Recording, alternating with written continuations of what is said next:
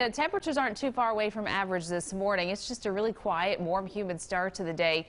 It should be typical weather that we would normally expect to see at the end of July, and that's going to be the case for the next several days around here. But by later in the week, we are going to bump the temperature down as our rain chances increase.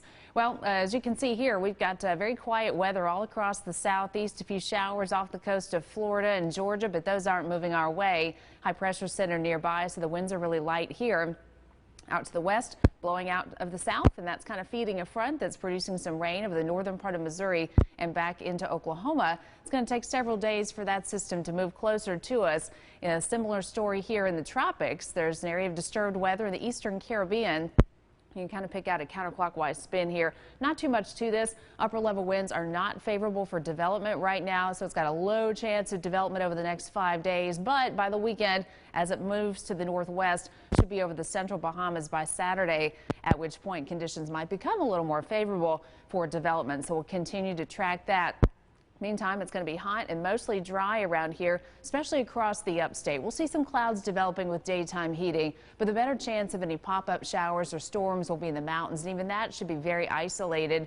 And then into tomorrow, we'll expect a similar start to the day where there's not much going on, just a warm, humid morning all across the Carolinas and Georgia. And then in the afternoon, as temperatures heat up, the mountains have a better chance of rain versus the upstate, but the showers will be a little more prevalent out to our west, closer to that front that will bump our rain chances up later in the week.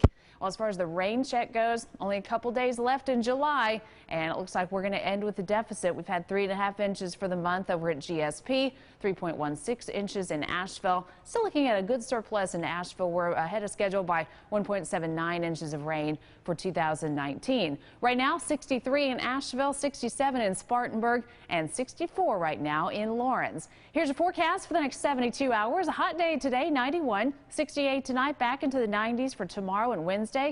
By Thursday, our rain chances really go up, and I think our best chances of rain in the next 7 days will be Friday and on into Saturday. Scattered showers and thunderstorms across the western Carolinas in general, so highs come down into the lower and mid 80s. For the mountains, it's going to be seasonably warm out there with middle 80s later on and a chance of a couple of pop-up showers.